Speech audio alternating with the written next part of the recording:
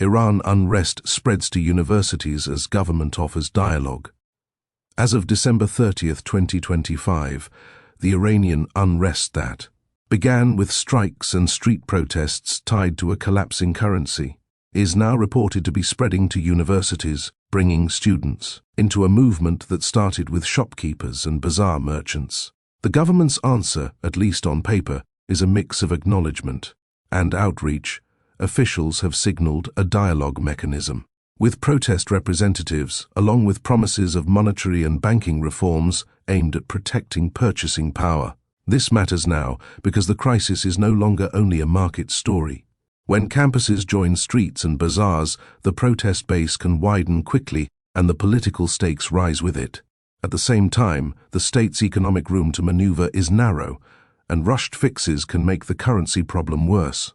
This piece explains what changed this week, why universities matter in Iran's protest dynamics, what the government is offering, and what signals would indicate whether tensions are cooling or escalating. The story turns on whether the state can stabilize the currency and living costs fast enough to prevent a broader coalition from forming between merchants, students, and the wider public.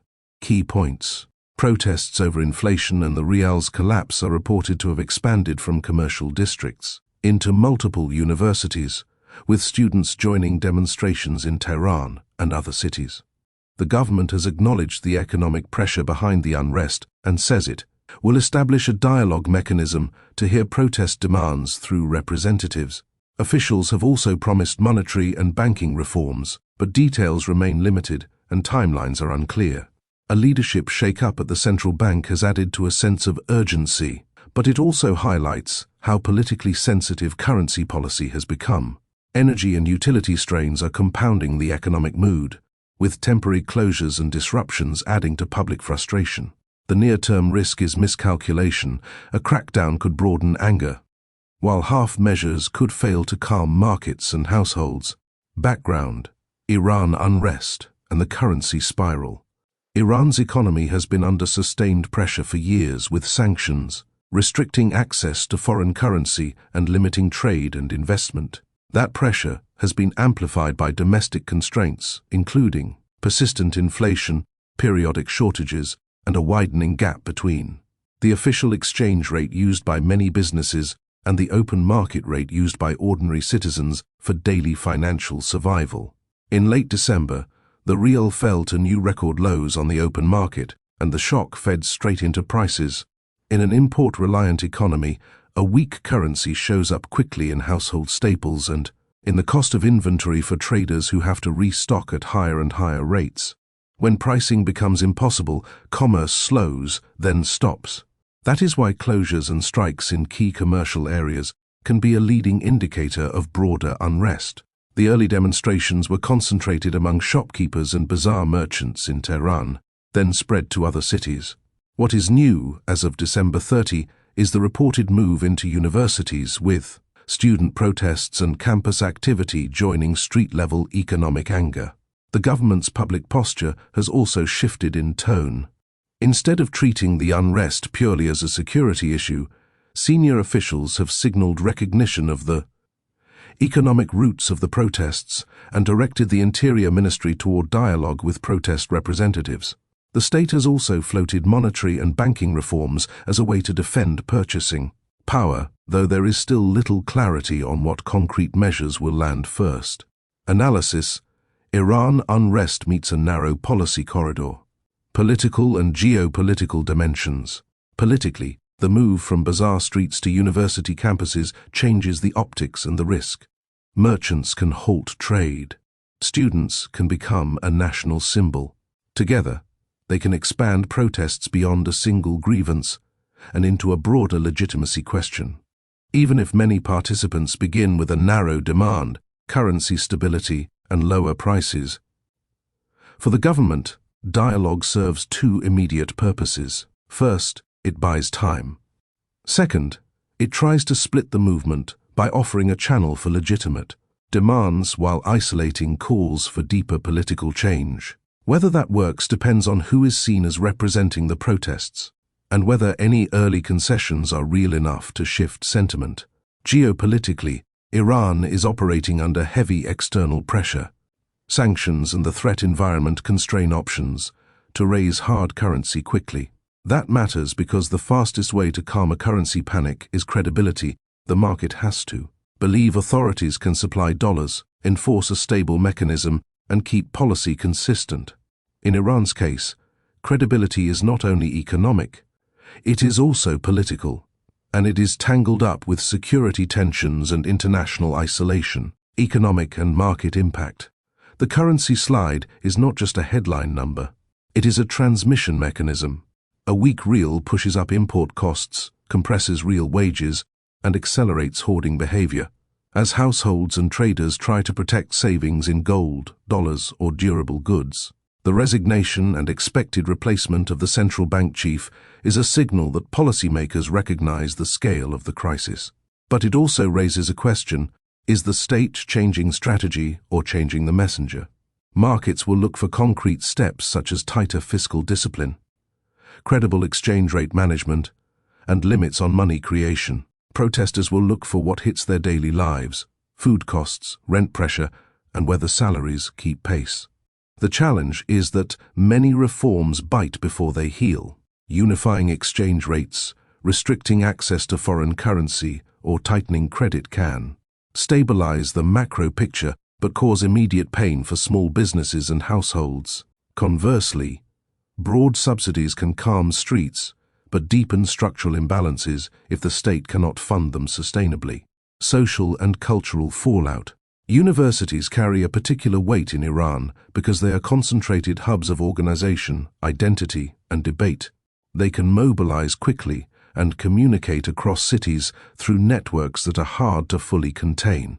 Even when protests are sparked by economics, campuses can broaden the narrative to include fairness, corruption, and the future prospects of a young population facing diminished purchasing power and job insecurity. The joining of students and merchants also has historical resonance. In Iran's modern history, moments when different social groups align can create momentum that is harder to diffuse. That does not guarantee a single direction of travel, but it does raise the probability of wider participation if prices keep rising and the currency remains volatile. One more accelerant is everyday disruption. Temporary closures, energy-saving measures, and shortages can make the state feel absent in daily life. When people cannot plan work, study, or basic logistics, anger becomes less about ideology and more about lived dysfunction. Technological and security implications. If unrest widens, the state's security toolkit becomes central. That includes policing strategy on streets, enforcement on campuses, and control of communication channels. In many countries, protest escalation is shaped by whether authorities use selective restraint, targeted arrests, or broad crackdowns. Each path has trade-offs. Restraint can allow demonstrations to persist. Crackdowns can fuel backlash.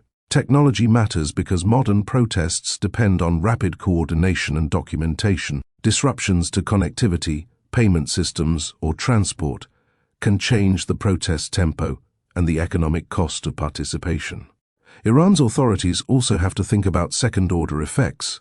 Aggressive control measures can further damage commerce, deepen the currency panic, and push more people toward informal markets. Security decisions will therefore be judged not only by whether they restore order, but by whether they stop the economic slide that triggered the unrest in the first place. What most coverage misses. A key overlooked factor is how the split between the official economy and the open market. Economy turns currency volatility into social anger faster than many outsiders expect. For millions of Iranians, the open market rate is not a speculative number. It is the daily reference point for savings, remittances, rent expectations, and the true cost of imported goods. When that rate breaks, people experience it as a direct loss of control over their lives. Another blind spot is that dialogue is not automatically de-escalatory. If a dialogue mechanism is announced without visible concessions, it can be read as stalling. If representatives are seen as hand-picked, it can be read as manipulation. The credibility test is simple. Does any announced reform change prices, access to essentials, or the ability to run a business within days and weeks, not months? Finally, Energy and utility disruptions are not background noise. They are a multiplier. When banks, schools, and businesses face closures or interruptions, it erodes routine. That routine is one of the state's quiet sources of legitimacy. When routine breaks, protests become easier to join and harder to ignore. Why this matters? In the short term, the most affected groups are urban households on fixed incomes, small traders who rely on imports, and students whose daily costs are rising while their future earnings feel less secure. In the medium term, sustained currency instability can drive deeper shortages, widen inequality between those with access to hard currency and those without, and pressure the government into either harsher security measures or more expensive economic interventions. For the region, a destabilized Iran has knock-on effects. It can reshape domestic political calculations, affect cross-border trade, and heighten the risk of miscalculation in an already tense security environment. For global markets, the immediate direct impact depends on whether instability feeds into broader disruptions, but the larger relevance is geopolitical. Pressure on Iran can reverberate through energy narratives, sanctions dynamics, and risk pricing. Concrete signs to watch next include whether the dialogue mechanism becomes a real, named process, whether new central bank leadership announces a coherent currency plan, whether campuses remain active into early January, and whether security forces shift toward mass arrests or sustain a more restrained posture. Another practical indicator is whether authorities lean on temporary closures and energy-saving measures that further disrupt daily life. Real-world impact.